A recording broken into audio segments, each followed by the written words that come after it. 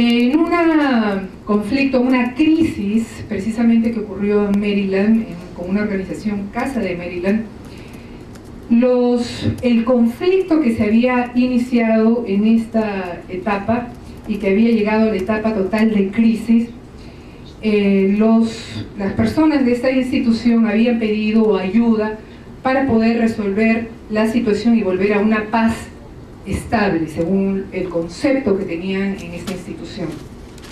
Entonces, efectivamente estaba poniendo en riesgo lo que eran las relaciones sociales en ese distrito, en el sentido de que este centro laboral, en donde venían afroamericanos y latinos, habían empezado a enfrentarse unos a otros. Este es un centro en el cual los trabajadores de día llegan con sus herramientas de trabajo, y por una serie de situaciones, malas relaciones sociales entre unos y otros, había llegado a escalarse las situaciones al punto de sacar los machetes, las herramientas que tenían ahí consigo, y enfrentarse violentamente unos contra otros. Entonces, en este caso, en esta situación, nosotros, si venimos desde una perspectiva de la administración del conflicto, hubiéramos llegado a poner una paz inmediata de corto plazo. Sin embargo, cuando uno viene con una perspectiva de la transformación de conflicto, lo que se tiene que hacer es precisamente escarbar y llegar a cuáles son las problemáticas o los factores estructurales que están haciendo que este y otros conflictos similares sigan apareciendo en el tiempo. Entonces, eso implicaba que tanto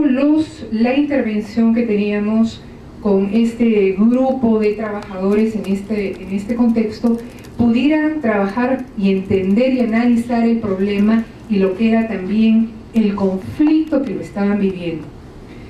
Y eso significa precisamente trabajar un concepto de lo que es conflicto para poder diferenciar entre lo que es las manifestaciones del conflicto, ese enfrentamiento, el martillazo que le dio uno al otro, ¿no? El alicate que voló por la cabeza de uno y de otro, poder entender qué es lo que está detrás, cuáles son las causas estructurales, cuál es el problema y cuáles son precisamente esas diferencias, esas manifestaciones. Y definir qué es el conflicto y cuál es la problemática es en sí mismo todo un trabajo. Algunas personas trabajan lo que llaman talleres de solución de problemas, talleres de análisis de conflictos, trabajan diferentes metodologías, diferentes formas de hacerlo, y podría darles un abanico muy muy grande. Por ejemplo, en Bosnia, una vez con un compañero psiquiatra, él, para trabajar el conflicto, qué es lo que había sido en la mente, en la experiencia de cada uno, se trabajó haciendo un mapa lineal en el piso para que la misma gente, tanto de un grupo como de otro, pudieran reconstruir cómo habían vivido ellos el conflicto. Entonces, ¿qué es el conflicto en sí mismo? Es toda una tarea que implica mucho esfuerzo, todo un proceso de poder reconstruir la experiencia de ambos grupos que han estado en conflicto para poder tener un entendimiento común y compartido. Entonces, yo voy a dar una definición acá que es más o menos la que trabajamos muchos de nuestros colegas, para también homogeneizar conceptos, sobre todo para aquellos que no vienen del campo de la transformación de conflictos, pero vienen de otros. Y este concepto tiene varios temas o elementos que hay que enfatizar. Uno es la parte de la dimensión comunicativa, que es la expresión de cómo el conflicto puede tener una base estructural, pero también tiene una base de expresión. Y a veces no siempre se expresa a machetazos, con violencia, pero también en aquellas sociedades donde la represión o el poder es tan imbalanceado, la expresión de los conflictos se está expresando de veces de una manera muy sutil, quizás actitudes de desesperanza, de apatía, inclusive conductas de alcoholismo, de uso de drogas, etcétera, etcétera. Entonces la pregunta es, ¿Cuáles son esas expresiones para esa comunidad en particular con la cultura que tiene en la cual el conflicto se expresa? Y quiero señalarles acá que hay experiencias muy interesantes en cómo las mismas comunidades a nivel local han desarrollado indicadores para poder medir sus relaciones colaborativas, también como sus relaciones no colaborativas o de conflictos.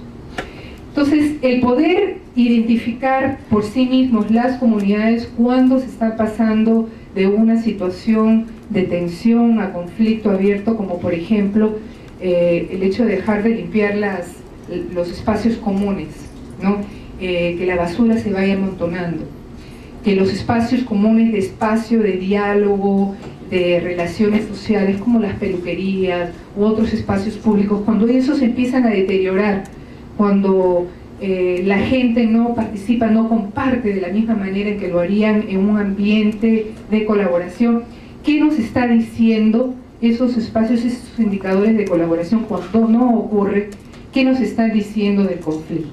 Entonces, algunas comunidades han empezado a desarrollar estos indicadores que además les ayuda en un proceso de empoderamiento para poder tomar acciones posteriores. El otro aspecto de la dimensión de este conflicto, el aspecto es de la interdependencia. Y es a veces que en muchos de los conflictos precisamente una de las partes cree que puede conseguir, puede lograr sus objetivos simplemente pensando en sí mismo. Y el tema de la interdependencia, de la relación, de que coexistimos, de que tenemos que vivir de un mismo sistema natural, de un mismo sistema urbano, esa idea, esa